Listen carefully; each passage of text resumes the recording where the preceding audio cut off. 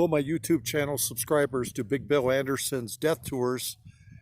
Today is the 20th of October 2019, and I'm paying my respects to a very special gentleman, Mr. Joe Cocker, one of the great blues singing musicians of the 60s, 70s, 80s, and 90s, a man that had a 50-year career. One of my favorite singers of all time, and he is laid to rest here at Garden of Memory Cemetery in Crawford, Colorado. Driven a long way to be here. It's freezing cold out here, and I didn't even bring a jacket for this trip. My nose is freezing as I'm talking. But I'm here to pay my respects to Mr. Joe Cocker, one of the legendary performers. He sang With a Little Help from My Friends in 1969 at the Woodstock concert. That same song, With a Little Help from My Friends, was used as a theme song of one of my favorite TV shows, The Wonder Years, in the 1980s.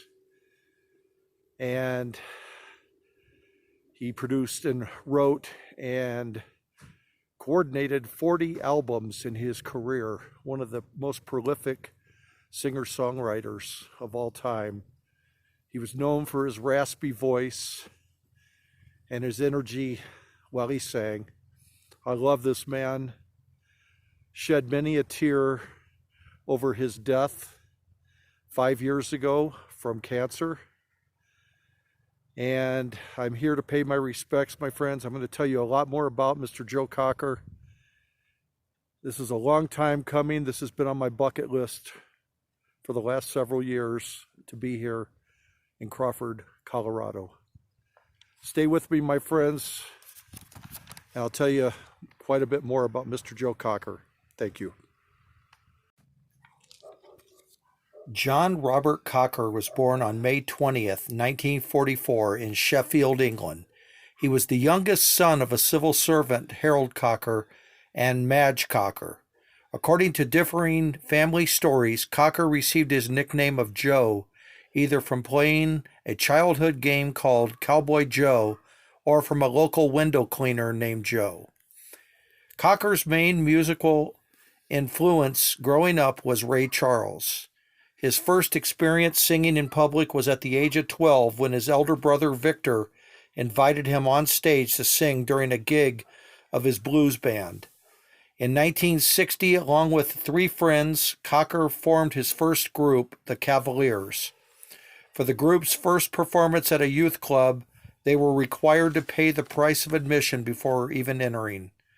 The Cavaliers eventually broke up after a year, and Cocker left school to become an apprentice gas fitter, working for the East Midlands Gas Board, later British Gas, while simultaneously pursuing a career in music.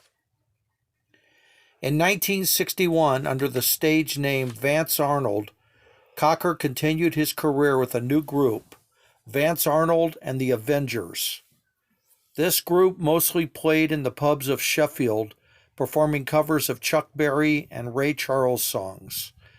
Cocker developed an interest in blues music and sought out recordings by John Lee Hooker and Muddy Waters. In 1963, they booked their first significant gig when they supported the Rolling Stones at Sheffield City Hall. In 1964, Cocker signed a recording contract as a solo act with Decca Records and released his first single, a cover of the Beatles' I'll Cry Instead, with Big John Sullivan and Jimmy Page playing guitars. Despite extensive promotion from Decca lauding his youth and working-class roots, the record was a flop and his recording contract with Decca lapsed at the end of 1964.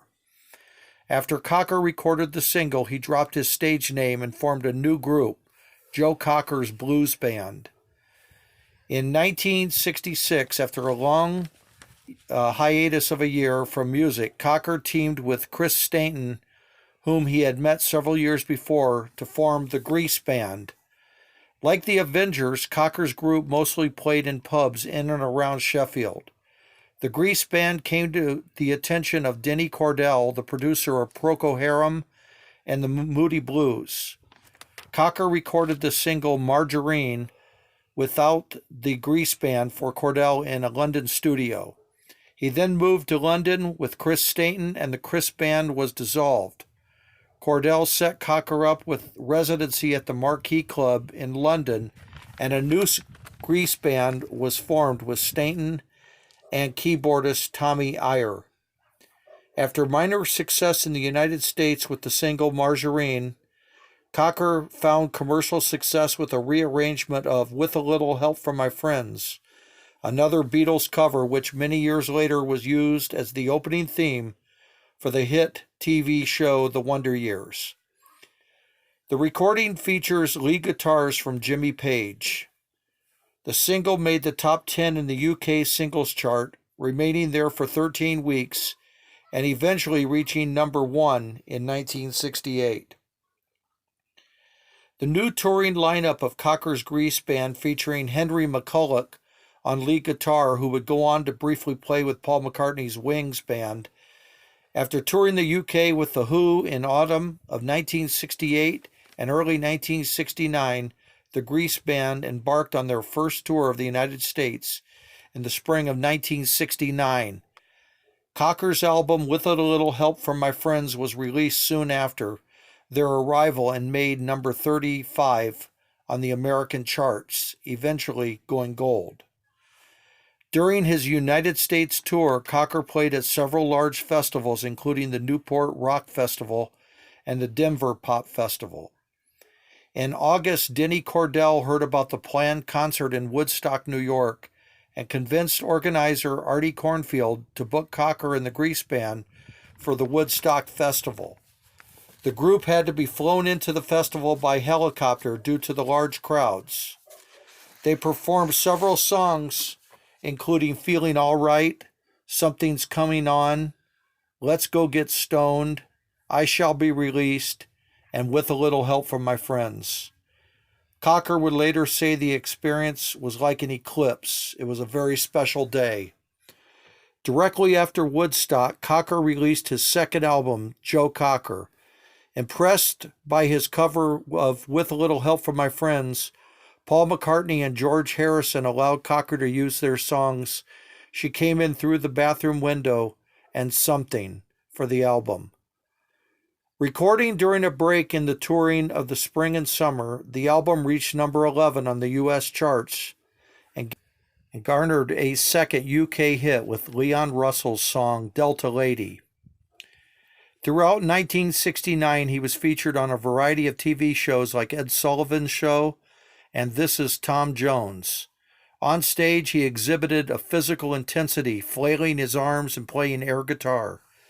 At the end of the year, Cocker was unwilling to embark on another U.S. tour, so he dissolved the Grease Band. Despite Cocker's reluctance to venture out on the road again, an American tour had already been booked, so he had to quickly form a new band in order to fulfill his contractual obligations. It proved to be a large group of more than 20 musicians, including pianist and band leader Leon Russell, 3 drummers, Jim Gordon, Jim Keltner, and Chuck Blackwell, and backing vocalists Rita Coolidge and Claudia Lanier. Denny Cordell christened the new band Mad Dogs and Englishmen, after the Noel Coward song of the same name. Cocker's music evolved into a more bluesy type of rock, comparable to that of the Rolling Stones. During the ensuing Mad Dogs and Englishmen tour, later described by drummer Jim Keltner as a big wild party, Cocker toured 48 cities, recorded a live album, and received very positive reviews from Time and Life for his performances. However, the pace of the tour was exhausting. Russell and Cocker had personal problems. Cocker became depressed and began drinking excessively as the tour wound down in May of 1970. Meanwhile, he enjoyed several chart entries in the United States with Feelin' All Right and Cry Me a River. His cover of the box top hit The Letter which appeared on the live album and film Mad Dogs and Englishmen, became his first U.S. top 10 hit. After spending several months in Los Angeles, Cocker returned home to Sheffield, where his family became increasingly concerned with his deteriorating physical and mental health. In the summer of 1971, A&M Records released the single High Time We Went. This became a hit, reaching number 22 on the U.S. Billboard Hot 100 chart, but was not issued on the album until November of 1972 on the Joe Cocker album. In early 1972, after nearly 2 years away from music, Cocker went on tour with a group that Chris Stainton had formed. He opened with a performance in Madison Square Garden, New York, which was attended by about 20,000 fans. After touring the United States, he embarked on a European tour where he played to large audiences in Italy and Germany. He then returned to the United States for another tour in autumn of 1972. During these tours, the group cut the songs that would be part of his newest album, Joe Cocker, a mixture of live songs and studio recordings. The album peaked at number 30 on the U.S. charts. In October of 1972, when Cocker toured Australia, he and 6 members of his entourage were arrested in Adelaide for possession of marijuana. The next day in Melbourne, assault charges were laid after a brawl at the Commodore Chateau Hotel, and the Australian Federal Police gave Cocker 48 hours to leave the country. This caused huge public outcry in Australia, as Cocker was a high-profile overseas artist and had a strong support base, especially amongst the baby boomers, who were coming of age and able to vote for the first time. It sparked hefty debate about the use and legislation of marijuana in Australia and gained Cocker the nickname the Mad Dog. Shortly after the Australian tour, Stainton retired from his music career to establish his own recording company. After his friend's departure and his estrangement from his longtime producer Denny Cordell, Cocker sank into a depression and began using heroin. In June of 1973, he kicked the habit but continued to drink very heavily. At the end of 1973, Cocker returned to the studio to record a new album, I Could Stand a Little Rain. The album, released in August of 1974, was number 11 on the U.S. charts, and one single, a cover of Billy Preston's You Are So Beautiful, which reached the number 5 slot. Despite positive reviews for the album, Cocker struggled with live performances, largely due to his problems with alcohol. One such instance was reported in a 1974 issue of Rolling Stone magazine, which said that during 2 of West Coast performances by Joe Cocker, he threw up on stage. In January of 1975, he released a second album that had been recorded at the same time as I Can Stand a Little Rain. It was Jamaica Say You Will. To promote his new album, Cocker embarked on another tour of Australia, made possible by the country's new Labour government. In late 1975, he contributed vocals on a number of tracks on Bo Diddley's 20th anniversary of rock and roll album. He also recorded a new album in Kingston, Jamaica studio called Stingray. However, record sales were disappointing. The album reached only number 70 on the U.S. charts. In 1976, Cocker performed Feelin' All Right on Saturday Night Live. John Belushi joined him on stage doing his famous impersonation of Cocker's stage movements.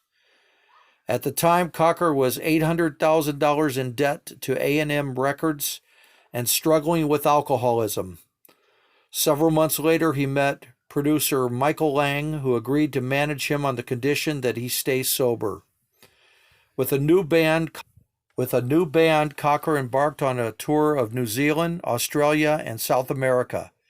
He then recorded a new album with session work by Steve Gadd and Chuck Rainey, and a new young bassist from Scotland, Rob Hartley. Hartley also toured briefly with Cocker's friends in 1977. In the autumn of 1978, Cocker toured North America promoting his album Luxury You Can Afford. Despite this effort, he received mixed reviews and only sold around 300,000 copies. In 1979, Cocker joined the Woodstock in Europe tour, which featured musicians like Arlo Guthrie and Richie Havens, who had played at the 1969 Woodstock Festival. He also performed in New York's Central Park to an audience of 20,000 people. The concert was recorded and released as the live album, Live in New York. Cocker also toured Europe and appeared on the German television recording amphitheater Rockpalast, the first of many performances on the show. In 1982, Cocker recorded 2 songs with the jazz group The Crusaders on their album Standing Tall. One song, I'm So Glad I'm Standing Here Today, was nominated for a Grammy Award, and Cocker performed it with the Crusaders at the awards ceremony. The Crusaders wrote the song with Cocker in mind to sing it. Cocker then released a new reggae-influenced album, Sheffield Steel, recorded with the Compass Point All-Stars, produced by Chris Blackwell and Alex Sadkin. In 1982, Cocker recorded the duet Up Where We Belong with Jennifer Warnes for the soundtrack of the film An Officer and a Gentleman. The song was an international hit, reaching number 1 on the Billboard Hot 100 and winning a Grammy Award for Best Pop Performance by a Duo. The duet also won an Academy Award for Best Original Song, and Cocker and Warnes performed the song at the awards ceremony. Several days later, he was invited to perform You Are So Beautiful with Ray Charles in a television tribute to the musician.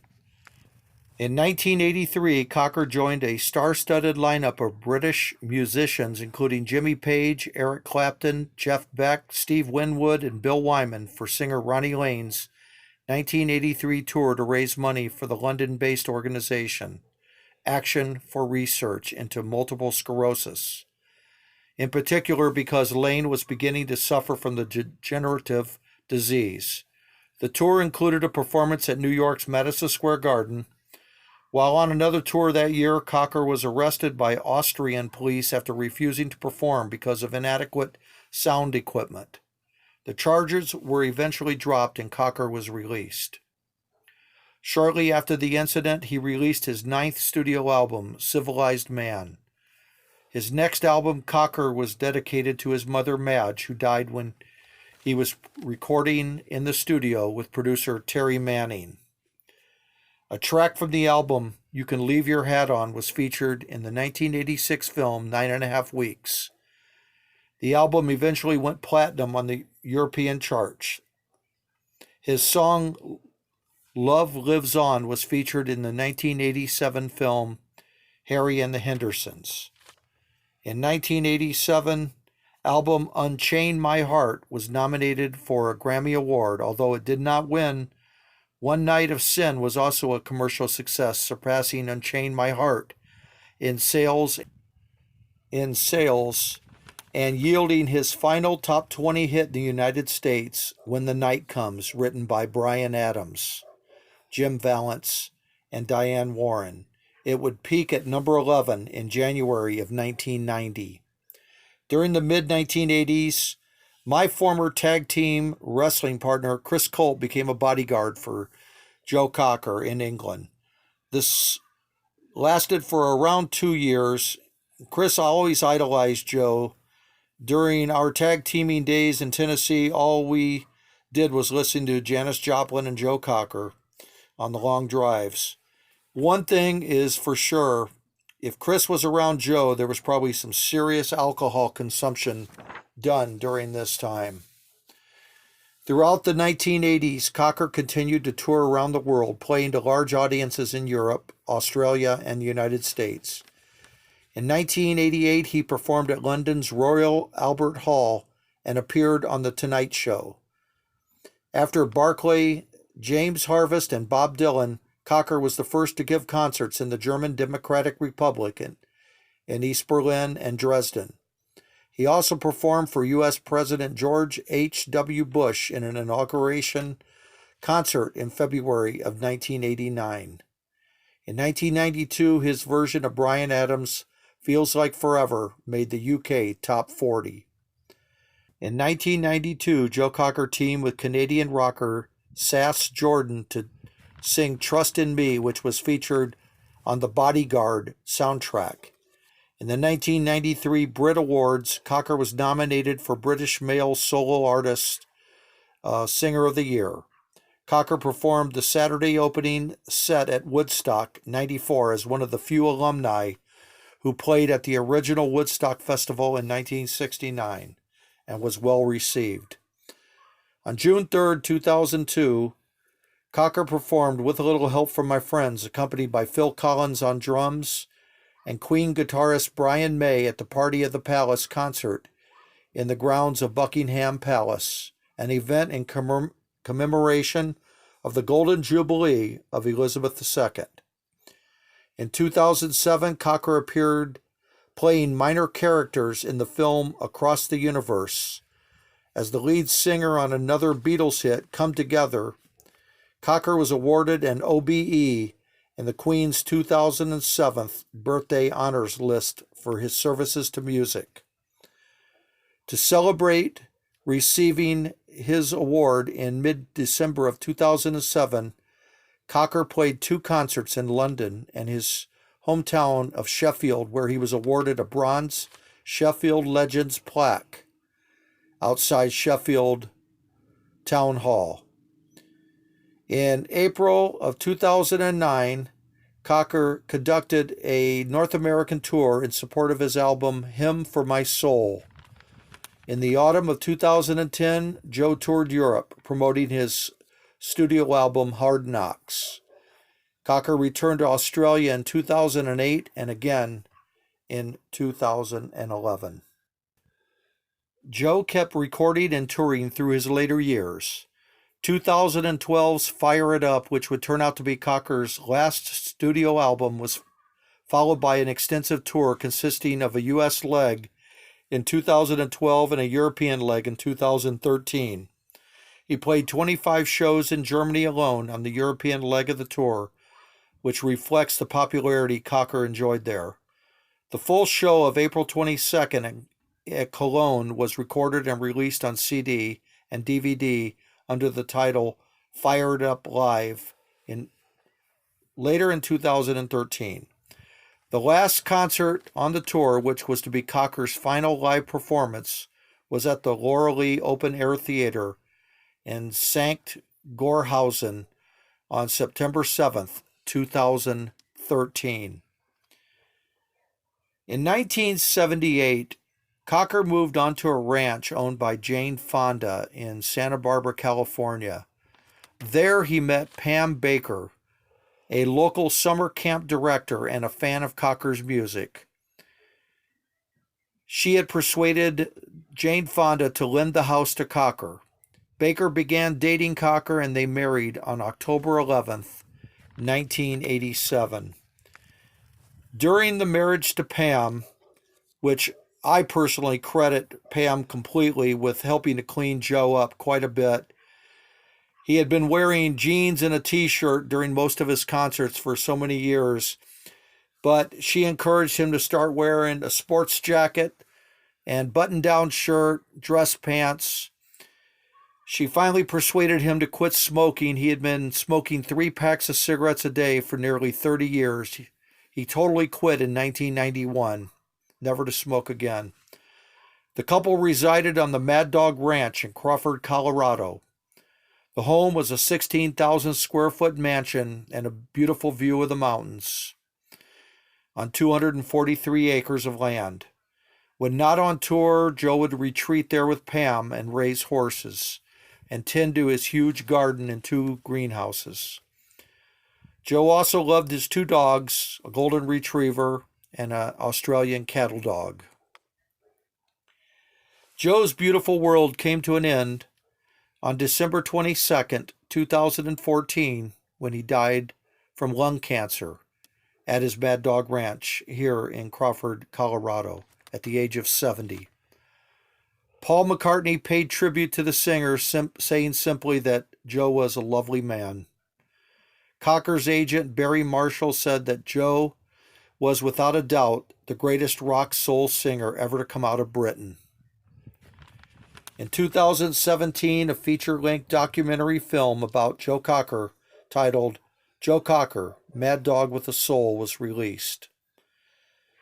I personally saw Joe in concert 4 times during his live tours. Once in Chicago at the Aragon Ballroom, once in Los Angeles at the Wiltern Theater, and twice in Phoenix. I'll never forget those riveting performances. So Joe Cocker, it was a long time coming for me to visit your grave here, and I was quite honored to actually stand in front of your grave and pay my respects to you, sir. Thank you for the beautiful music that brought tears of joy to millions and millions of fans through the years. Rest in peace, Mr. Joe Cocker. My friends, if you like this video, please give it a thumbs up. Please ring the notification bell and subscribe to my channel if you have not done so as of yet. Many more videos are to come. Thank you so much for taking time out of your busy day to spend this time with me and Mr. Joe Cocker here at his grave in Crawford, Colorado. It was indeed an honor to be here. Thank you, my friends. Adios.